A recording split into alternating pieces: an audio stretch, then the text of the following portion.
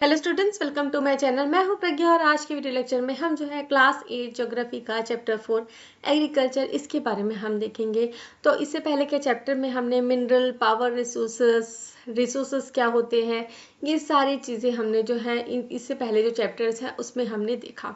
अब जो है हमको जानना है एग्रीकल्चर के बारे में। एग्रीकल्चर क्या होता है? एग्री मीन सॉइल और कल्चर मतलब डेवलप करना, मतलब खेती है ना, डेवलप करना। तो हम एग्रीकल्चर जो है उसको फार्मिंग भी बोलते हैं।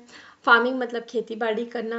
खेती बाड़ी के बारे में तो आपने कभी ना कभी सुना होगा। तो क्या होता है, किसान जो है वो अपनी जो भी उनके पास जो पीस ऑफ लैंड होता है वहाँ पे ज़मीन को पहले रेडी करता है, उसमें बीज लगाता है। बीज लगाने के बाद पौधे उगते हैं। पौधे जो भी उगाए हैं उसने, उससे फसल निकलती है। फसल को वो कुछ अपने खाने के लिए रखता है और कुछ जो है बेच देता है।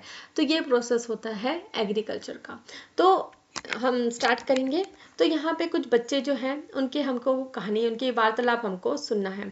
तो Gurpreet, Madhav and Tina were walking through the village where they saw a farmer tilling land.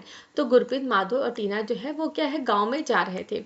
गांव के रास्ते में जा रहे थे तो वहाँ पे वो क्या देखते हैं, किसान को जो मिट्टी है उसको जोतते हुए देखते हैं। तो टिलिंग द लैंड मतलब खुदाई करते हुए, मतलब जोतना।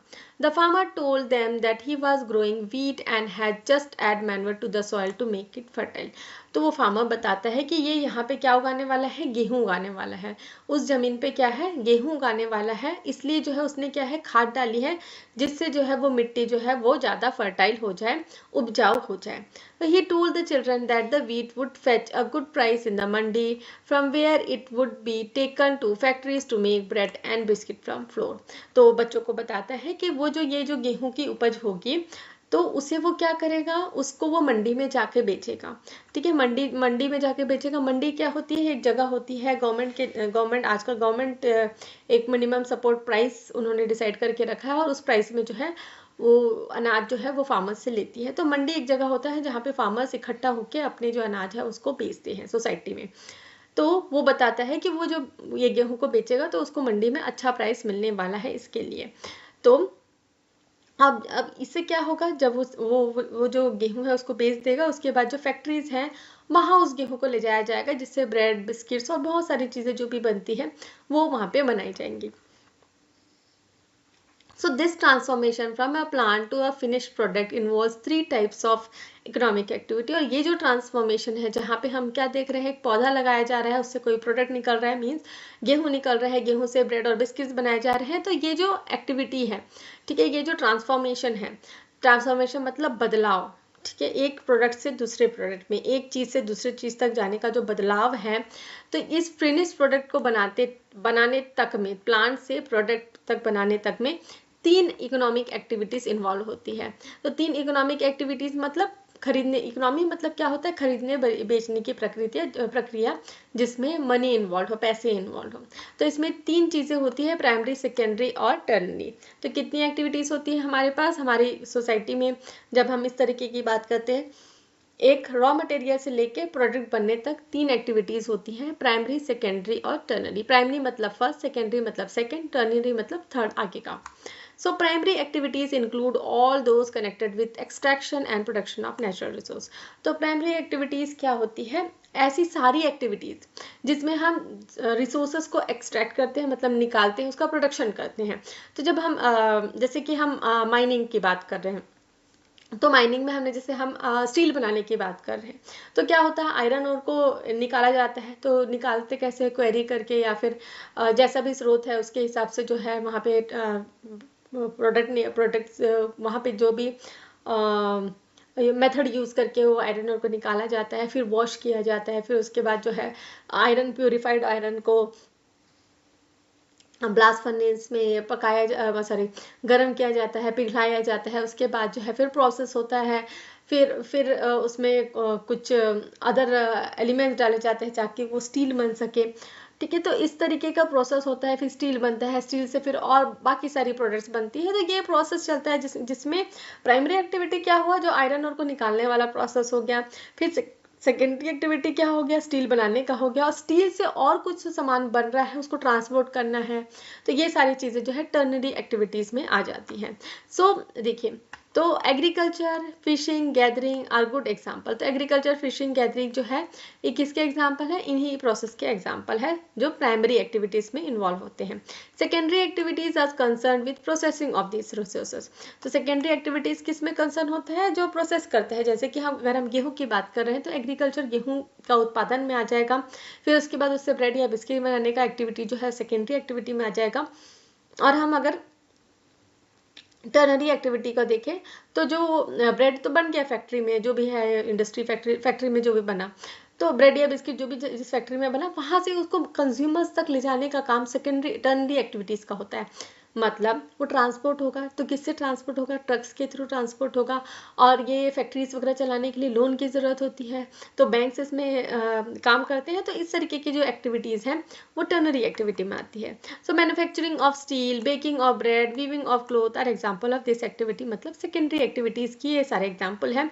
टर्नरी एक्टिविटीज़ क्या होती हैं? Ternary activities provide support to the primary and secondary sectors through services. तो टर्नरी एक्टिविटीज़ जो वो होती हैं जो प्राइमरी और सेकेंडरी सर्विस सेक्टर्स जो है उनको सर्विसेज प्रोवाइड करते हैं, मतलब उनकी हेल्प करते हैं। तो transport trade, banking, insurance and advertising are example of ternary activities. तो इनमें क्या कौन से आते हैं? जैसे कि मैंने अभी बताया, ट्रांसपोर्ट हो गया, ट्रेड हो गया, बैंकिंग, इंश्योरेंस, एडवर्टाइजिंग भी इसमें आता है। ये सारी टर्नरी एक्टिविटीज़ में आती हैं। सो यहाँ पे देखिए ओरिजिन देखेंगे। एग्रीकल्चर का जो वर्ड है एगर जो ये वर्ड है इसका क्या मतलब होता है? सॉइल। और कल्चर का क्या मतलब होता है? कल्टिवेशन। नेक्स्ट हमको देखना है agriculture is a primary activity. तो एग्रीकल्चर क्या है? एक प्राइमरी एक्टिविटी है। It includes growing of crops, fruits, vegetable, flowers and rearing of life stock. तो प्राइमरी एक्टिविटी के अंदर आता है एग्रीकल्चर। इसके अंदर क्या आ जाते हैं? सिर्फ खेती बाड़ी ही नहीं आते, तो क्रॉप्स उगाना तो आएंगे ही, फ्रूट्स भी अगर आप उगाते हैं तो वो भी एग्रीकल्चर में आता है, वेजिटेबल्स अगर उगाते हैं तो वो भी एग्रीकल्चर में आता है, फूल उगाने का काम, फूल के पौधे जो फूल वगैरह हम यूज़ करते हैं पूजा में, डेकोरेशन वगैरह के लिए, और रियरिंग ऑफ लाइफ स्टॉक भी एग्रीकल्चर के अंदर आता है। तो रियरिंग ऑफ लाइफ स्टॉक क्या क्या मतलब होता है? पालन करना, जानवरों का पालन करना उनके मांस के लिए, उनके दूध के लिए। जैसे कि हम कैटल्स पालते हैं, तो कैटल्स को क्यों पाला जाता है? दूध के लिए, और कई कंट्रीज में उसके मांस के लिए भी पाला जाता है जिसे बीफ कहा जाता है। फिर आपका हो गया मुर्गियाँ हो गई, उन्हें अंडे और उनके मांस के लिए पाला जाता है। सूअर हो गया, पिग हो गया, ठीक है, पिग के मांस को पोर्क बोला जाता है। तो ऐसे जो है जानवरों को पालना लाइफ स्टॉक कहा जाता है। तो in the world 50% of person are engaged in agriculture activity. तो पूरे विश्व में 50% जो लोग हैं वो एग्रीकल्चर एक्टिविटीज़ में एंगेज है। मतलब 50% लोग जो है पूरे विश्व में एग्रीकल्चर का काम करते हैं। 2/3 of India's population is still dependent on agriculture. और इंडिया में भी, इंडिया एक प्राइमरी एक एग्रीकल्चर कंट्री ही है, तो 2/3 जो पॉपुलेशन है इंडिया में वो अभी भी एग्रीकल्चर के ऊपर ही डिपेंडेंट है। Next, favourable topography of soil and climate are vital activity. तो जब भी हम एग्रीकल्चर एक्टिविटी के लिए सॉइल और क्लाइमेट का अच्छा होना बहुत ही ज़रूरी है। अगर मिट्टी अच्छी होगी तो ही वहाँ पे उपज होगा। क्लाइमेट भी बहुत इंपॉर्टेंट फैक्टर है। अगर बहुत ही ज़्यादा बारिश वाला रीजन है तो वहाँ पे भी कहाँ से मतलब कोई प्लांट वहाँ पे अच्छे से ग्रो होगा। तो ये सारी चीज़ें तो हम पहले भी हमने इन चीज़ों के बारे में बात कर ली थी। तो कैसे होगा? तो इसके लिए दो चीज़ें, सॉइल और क्लाइमेट बहुत ज़रूरी है। तो land on which the crops are grown are known as arable land. तो एरेबल लैंड का क्या मतलब होता है? ऐसा लैंड जहाँ पे क्रॉप्स उगाया जा सके, जहाँ पे हम अगर क्रॉप्स उगाएंगे तो वहाँ पे अच्छी फसल हो, उसे एरेबल लैंड कहा जाता है। In the map you can see the agriculture activity is concentrated in those region of the world where suitable factors for the growing of crop exist। तो हम अभी मैप में देखेंगे तो यहाँ पे वही जगह बताए गए हैं जहाँ पे क्लाइमेट्स अच्छे हैं क्रॉप्स उगाने के लिए। तो ये जो आपको हल्का ग्रेइश कलर में दिख रहा है ये एरेबल लैंड है, एरेबल लैंड जहाँ पे खेती की हो सकती है। तो इंडिया में मैक्सिमम पार्ट जो है वो एरेबल लैंड के अंदर आता है। तो कुछ ही पार्ट्स है, जैसे कि आपका राजस्थान वाला एरिया होगा, ये यहाँ पे प्लेट्यू एरिया हो गया, और जो माउंटेन एरिया हो गया वो नहीं है। बाकी आप देखेंगे जो सूटेबल लैंड है, तो सूटेबल लैंड किसके ऊपर डिपेंड करता है? जो सूटेबल फैक्टर्स हैं जैसे कि सॉइल और क्लाइमेट के ऊपर डिपेंड करता है। नेक्स्ट हमको देखना है, डू यू नो में देखना है एग्रीकल्चर, सेरिकल्चर, पेसिकल्चर, विटिकल्चर, हॉर्टिकल्चर। तो बहुत सारे कल्चर्स होते हैं। तो एग्रीकल्चर में क्या होता है, the science and art of cultivation of soil, racing crops and rearing livestock. तो जैसे कि हम एग्रीकल्चर का डेफिनेशन जान चुके हैं, तो ये साइंस है। एग्रीकल्चर ऐसा नहीं है सिर्फ किसान तक सीमित है। आज की डेट में ये एक प्रॉपर साइंस है और एक कला भी है, जिसमें हम क्या करते हैं, सॉइल का कल्टीवेशन करते हैं। मतलब सॉइल में पेड़ पौधे जो भी उगाना है बेचने के लिए वो हम उगाते हैं, या रेजिंग क्रॉप्स का, और या फिर रियरिंग लाइव स्टॉक का।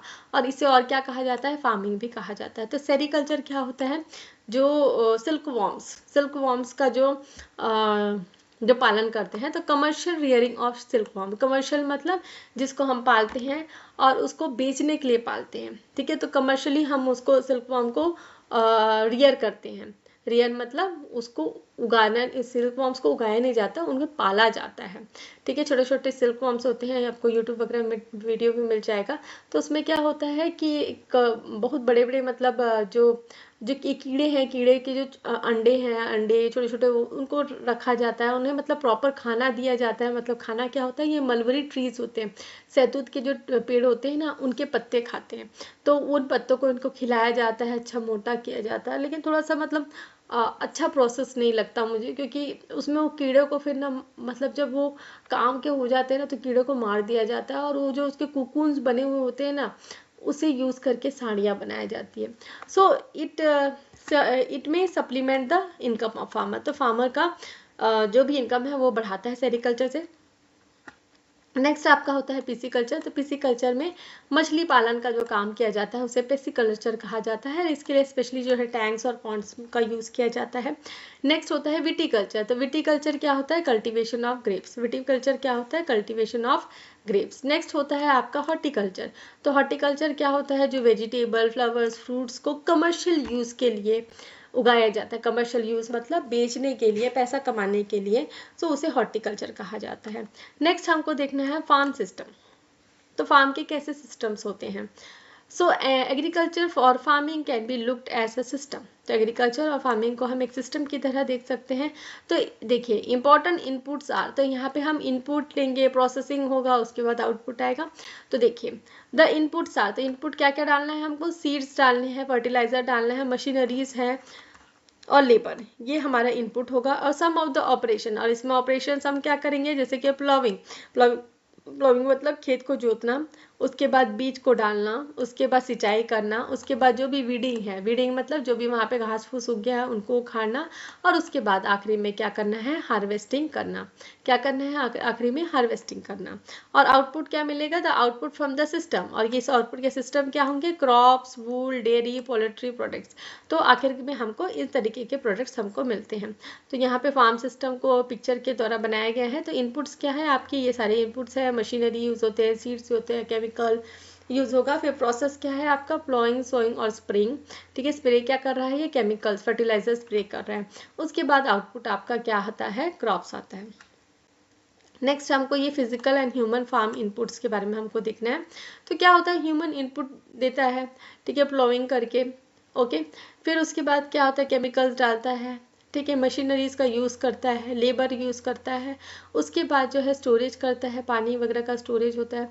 तो फिजिकल इनपुट सबको क्या रहता है, जैसे कि सनशाइन अच्छा होना चाहिए, रेनफॉल अच्छी होनी चाहिए, टेम्परेचर ढंग का होना चाहिए, ज़मीन अच्छी होनी चाहिए और सॉइल अच्छा होना चाहिए। तो नेक्स्ट हमको देखना है डिफरेंट टाइप्स ऑफ फार्मिंग। तो अलग अलग टाइप के फार्मिंग्स होते हैं, उनके बारे में हमको जानना है।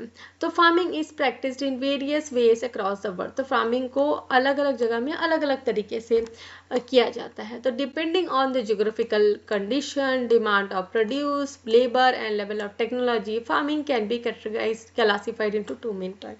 तो एग्रीकल्चर के जो जियोग्राफिकल कंडीशंस है, हमको कैसा वहाँ से उपज मिलेगा, कैसे हम मजदूर वहाँ पे यूज़ कर रहे हैं और किस लेवल की टेक्नोलॉजी यूज़ कर रहे हैं। मतलब हम खेत जुताई के लिए आज भी जैसे पहले के ज़माने में जैसे बैलगाड़ी, बैलों को वो करके किया जाता था, क्या हम उस टेक्नोलॉजी का यूज़ कर रहे हैं या क्या, फिर हम ट्रैक्टर यूज़ कर रहे हैं। और भी बहुत सारी चीज़ें आ गई हैं आज की डेट में। तो उस लेवल का, किस लेवल की टेक्नोलॉजी यूज़ हो रही है, उसके बेसिस में दो तरीके की फार्मिंग होती है। एक सब्सिस्टेंस फार्मिंग होती है और एक कमर्शियल फार्मिंग होती है। तो सब्सिस्टेंस फार्मिंग मतलब सब मतलब अपने लिए। तो सब्सिस्टेंस फार्मिंग में क्या होता है, हम अपने लिए उगाते हैं, अपने ही खाते हैं इसीलिए। और कमर्शियल मतलब हम बेचने के लिए कर रहे हैं। तो फर्स्ट हमको देखना है subsistence farming. So this type of farming is practiced to meet the needs of farmers family। तो हम अपने ही नीड के लिए जो है वो खेती बाड़ी कर रहे हैं। तो फार्मर्स की नीड मतलब जो भी किसान है उसके घर वालों के खाने पीने के लिए। तो traditionally low levels of technology and house hold labours are use to produce small output. तो ट्रेडिशनल तरीके से जो है यहाँ पे काम किया जाता है। ट्रेडिशनल मतलब जैसे कि मैंने बताया पहले ज़माने में जैसा होता था, जो बैलों को यूज़ करके खेत को जोता जाता था, हाथ से सारे काम होते थे, मैनुअल लेबर लगाया जाता था, और इसका आउटपुट भी क्या होता है, स्मॉल होता है, मतलब उपज भी हमको बहुत कम मिलती है। और subsistence farming can further be classified into intensive subsistence and primitive subsistence. तो यहाँ पे दो तरीके से सब्सिस्टेंस फार्मिंग को भी दो तरीके में डिवाइड किया गया है, इंटेंसिव एंड प्रिमिटिव। तो इंटेंसिव में क्या होता है, intensive subsistence farming the farmer cultivates a small plot of land using simple tools and more labour. तो यहाँ पे क्या होता है, फार्मर के पास छोटी सी ज़मीन होती है, स्मॉल प्लॉट ऑफ लैंड मतलब छोटी सी ज़मीन होती है, जिसको वो अपने जो सिंपल टूल्स वगैरह जो हैं और ज़्यादा लेबर्स के साथ जो है वहाँ पे कल्टिवेशन करता है, मतलब क्रॉप्स उगाता है। Climate with large number of days and with sunshine and fertile soil permits growing of more than one crop annually on the same plot। तो क्लाइमेट ठीक है, तो इसमें क्लाइमेट क्या है, ज़्यादा दिन तक क्या है, अच्छा होना चाहिए, अच्छी सनशाइन होनी चाहिए, फर्टाइल सॉइल होना चाहिए, और मोर देन वन है ना, एक ही क्रॉप में, एक ही जगह ज़मीन में हम एक से ज़्यादा क्रॉप्स जो है एनुअली उगाते हैं। तो rice is the main crop, और इस तरीके की फार्मिंग में राइस मेन क्रॉप होता है, और उसके बाद अगर और कोई क्रॉप उगाया जाता है तो उसमें क्या क्या आता है, वीट आ गया, मेज़ आ गया, पल्सेस हो गया और ऑयल सीड हो गया। तो राइस चावल सबको पता है, वीट गेहूँ, मेज़ मक्का, पल्स मतलब जो दालें, और ऑयल सीड्स मतलब फली दाना हो गया, सोयाबीन हो गया, जिससे ऑयल निकाला जाता है, उसे ऑयल सीड्स कहा जाता है। So intensive subsistence agriculture is prevalent in thickly populated areas of monsoon regions of south east and east Asia. तो इस तरीके का एग्रीकल्चर जो बहुत ज़्यादा घनी पॉपुलेशन वाला एरिया है वहाँ पे इस तरीके का एग्रीकल्चर किया जाता है। तो यहाँ पे मानसून भी अच्छी होती है, और ये रीजन्स है south east and east Asia में ये इस तरीके की एग्रीकल्चर की जाती है। Next is primitive subsistence agriculture. तो प्रिमिटिव सब्सिस्टेंस एग्रीकल्चर में क्या होता है, इसमें इंक्लूड होता है शिफ्टिंग कल्टीवेशन और नोमैडिक हर्डिंग। तो शिफ्टिंग कल्टीवेशन और नोमैडिक हर्डिंग इसके अंदर तक आते हैं। शिफ्टिंग कल्टीवेशन में क्या होता है, तो शिफ्टिंग कल्टीवेशन के बारे में कहीं ना कहीं आपने पहले सुना है हिस्ट्री में, ठीक है, हिस्ट्री में हम ये टर्म पहले भी सुन चुके हैं, और कहीं ना कहीं हम ज्योग्राफी में भी इन टर्मों को जानते हैं। तो shifting cultivation is practised in the thickly forested area of Amazon basin, tropical Africa, parts of Southeast Asia and Northeast India। तो शिफ्टिंग कल्टीवेशन जो है इन एरियाज में प्रैक्टिस किया जाता है। तो these are areas of heavy rainfall and quick regeneration of vegetation. और ये कैसे एरियाज हैं जहाँ पे ज़्यादा बारिश होती है, और जो वेजिटेशन है, जो भी वहाँ पेड़ पौधे उगते हैं वो बहुत जल्दी उग जाते हैं। सो क्या होता है, a plot of land is clear. तो इसके लिए क्या किया जाता है, प्लॉट ऑफ लैंड जो है उसको क्या पहले क्लियर किया जाता है, हटाया जाता है, खाली किया जाता है। कैसे, वहाँ जितने भी पेड़ हैं उनको काट दिया जाता है, फिर उनको सूखने दिया जाता है, फिर उनको बर्न कर दिया जाता है, मतलब उनमें आग लगा दी जाती है। और ये जो एशस है, ये जो आग के बाद जो बची हुई राख है, उसको फिर सॉइल में मिक्स किया जाता है ताकि सॉइल की फर्टिलिटी बढ़ सके। और यहाँ पे क्रॉप जैसे कि मक्का हो गया, याम हो गया, पोटैटोज हो गया, कसावा हो गया, ये सारी चीज़ें यहाँ पे उगाई जाती हैं। After soil loses is fertility, और उसके बाद जब सॉइल की जो फर्टिलिटी है, उसका न्यूट्रिशन जो है वो कम हो जाता है, तो उस लैंड को क्या कर दिया जाता है, छोड़ दिया जाता है, ताकि वहाँ पे जो भी पेड़ पौधे उगने हैं वो अपने से उग जाए और जंगल वहाँ पे फिर से बन जाए। So and the cultivator moves to a new land, और उसके बाद जो भी कल्टिवेटर है वो नए लैंड में चले जाता है, नए प्लॉट ऑफ लैंड को फिर वही प्रोसेस से क्या करता है, काटता है, सुखाता है, फिर वहाँ जलाता है, फिर वही एशेस को मिट्टी में बिखेर के अपने क्रॉप्स फिर से लगाता है। तो shifting cultivation is known as slash and burn agriculture. और ये जो शिफ्टिंग कल्टीवेशन है इसे और क्या कहा जाता है, स्लैश एंड बर्न एग्रीकल्चर भी कहा जाता है। तो क्या आपको पता है ये जो शिफ्टिंग कल्टीवेशन है ये अलग अलग जगहों पे अलग अलग नाम से जाने जाते हैं, जैसे कि जूमिंग जो है नॉर्थ ईस्ट इंडिया में कहा जाता है, मिल्पा मैक्सिको में कहा जाता है, रोका ब्राज़ील में कहा जाता है, एंड लडंग मलेशिया में कहा जाता है। Next is nomadic herding. Next हमको नोमैडिक हर्डिंग के बारे में देखना है। So nomadic herding is practised in semi arid and arid area of Sahara. तो जो सेमी एरिड और एरिड एरिया, सेमी एरिड और एरिड एरियाज मतलब जहाँ पे बहुत ज़्यादा गर्मी होती है, जहाँ पे जो मौसम है बहुत कृत्रिम होता है, कठिन मौसम होता है, वैसा एरिया। तो ऐसे एरिड एरियाज जो सहारा के हैं, सेंट्रल एशिया का है, और कुछ पार्ट जैसे इंडिया में राजस्थान और जम्मू एंड कश्मीर का है।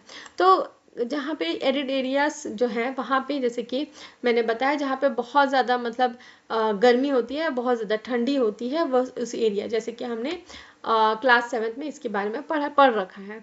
तो सेंट्रल एशिया और कुछ पार्ट जैसे कि इंडिया में राजस्थान हो गया, जम्मू एंड कश्मीर हो गया, तो इन एरियाज में नोमैडिक हर्डिंग की जाती है। तो in this type of farming herdsmen move from place to place with their animals for fodder and water along a definite route. तो इस तरीके के फार्मिंग्स क्या होती है, जो हर्टमैन्स मतलब जो चरवाहे होते हैं, जो जैसे कि यहाँ पे दिख रहा है आपको ये पिक्चर में ये आदमी, तो ये जो चरवाहे हैं ये अपने जो भी ये झुंड है, गाय बैलो ऊँट जैसे जो भी झुंड है इनके पास में, उनको लेके वो एक जगह से दूसरे जगह जो है वह ट्रैवल करते जाते हैं, और इनका रूट डेफिनिट होता है, एक पर्टिकुलर रूट में ही जाते हैं, ऐसा नहीं कि कहीं पे भी चले गए। तो this type of movement arises in response to climatic constant and terrain. तो ये जो मूवमेंट है वो किसके ऊपर डिपेंड रहता है कि क्लाइमेटिक वहाँ पे कंडीशंस कैसी हैं और वहाँ पे का टेरेन कैसा है, मतलब जाने लायक रास्ता है कि नहीं, कितना वहाँ पे जाने लायक रास्ता है। सो इसमें आपका आ गया भेड़ हो गया, ऊँट हो गया, याक हो गया और गोट्स, ये कॉमनली जो रियर किए गए जानवर हैं। तो दे प्रोवाइड, और ये क्या प्रोवाइड करते हैं इनको, मिल्क, उसके दूध मिलता है, मांस, वुल, ठीक है, वुल। नेक्स्ट हो गया चमड़ा और other products to the herders and their family. तो ये जो हर्डर है और इसकी जो फैमिली है उसको इससे जो है सामान, ये सारे सामान मिलता है। तो nomadic hertz with their camel. Next हमको देखना है कमर्शियल फार्मिंग के बारे में। सो स्टार्ट करेंगे कमर्शियल फार्मिंग। तो कमर्शियल फार्मिंग क्या होती है, ऐसी फार्मिंग जो हम पैसे के लिए उगाते हैं, मतलब हम उसको बेचने के लिए उगाते हैं। In commercial farming crops are grown and animals are reared for sale in market. तो कमर्शियल फार्मिंग में क्या होता है, जो भी क्रॉप्स या एनिमल्स जो है क्रॉप्स को ग्रोन किया जाता है या एनिमल्स को रियर किया जाता है वो मार्केट में सेल करने के लिए किया जाता है। The area cultivated and the amount of capital used is large. तो यहाँ पे जो भी एरिया कल्टिवेट किया जाता है और जो कैपिटल यूज किया जाता है वो बहुत ज़्यादा तादाद पे यूज़ किया जाता है। तो most of the work is done by machine. तो यहाँ पे जितना भी काम है उसमें सबसे ज़्यादा जो है मशीन का यूज़ किया जाता है, लेबर यूज़ बहुत कम होता है। तो कमर्शियल फार्मिंग इंक्लूड्स, अब इसमें क्या क्या इंक्लूड होता है, कमर्शियल ग्रीन फार्मिंग, जो भी ग्रीन फार्मिंग, या फिर मिक्स्ड फार्मिंग हो सकता है, जैसे मतलब क्रॉप्स भी उगाए जा रहे हैं और जानवरों को भी पाला जा रहा है, या तो फिर प्लांटेशन एग्रीकल्चर जहाँ पे इस तरीके के जो गन्ने वगैरह हैं उनको उगाया जाता है। तो इन कमर्शियल ग्रेन फार्मिंग, तो कमर्शियल ग्रेन फार्मिंग में क्या होता है, are grown for commercial use. तो wheat, maize are common commercial grown grains. तो ये कमर्शियली ग्रोन ग्रेन्स में आते हैं। तो major areas where commercial grain farming is practised are temperate grassland of North America, Europe and Asia. तो major area जहाँ पे इस तरीके के क्रॉप्स उगाए जाते हैं, कमर्शियल ग्रेन फार्मिंग होती है, वो कौन से एरिया है, नॉर्थ अमेरिका, यूरोप और एशिया वाला area. This area are sparsely populated with large farms spreading over hundreds of hectare. तो ये बहुत ज़्यादा पॉपुलेटेड एरिया है, स्पार्सली मतलब कम पॉपुलेटेड एरिया है, लेकिन क्या होता है यहाँ पे बहुत बड़े बड़े फार्म्स होते हैं जिसमें over hundreds of hectares of land होता है। तो severe winter restrict the growing season and only a single crop can be grown. तो इन एरियाज में क्या है, ठंड के समय बहुत ज़्यादा ठंड पड़ती है, इसलिए जो है एक ही क्रॉप एक समय में उगाया जाता है। और in mixed farming the land is used for growing food and fodder crops and rearing life stock. तो जो मिक्स्ड फार्मिंग होती है जहाँ पे लैंड को जो है फूड और फॉडर क्रॉप्स के लिए उगाया जाता है, यूज़ किया जाता है, और लाइफ स्टॉक को भी रियर वहीं पे ही किया जाता है। तो इट इज़ प्रैक्टिस्ड इन, ये कहाँ पे प्रैक्टिस किया जाता है? आपका Europe, eastern USA, Argentina, south east Australia, New Zealand और साउथ अफ्रीका में। नेक्स्ट हमको देखना है प्लांटेशन के बारे में। So plantation are type of commercial farming where single crop of tea, coffee, sugar cane, cashew, rubber, banana, cotton are grown. तो plantation जो कमर्शियल प्लांटेशन जब हम बात करते हैं तो ये कमर्शियल फार्मिंग है जहाँ पे एक सिंगल क्रॉप जो है उसको उगाया जाता है, जैसे कि केले के पेड़ हो गए, तो चाय हो गया, कॉफी हो गया, शुगर केन हो गया, कैशू हो गया, कैशू मतलब काजू, रबर के प्लांट्स हो गए। तो ये सारी चीज़ें बना या ये सारे जो प्लांट्स हैं उन्हें उगाया जाता है। तो large amount of labour and capital R required, तो बहुत ज़्यादा लेबर और कैपिटल की ज़रूरत होती है।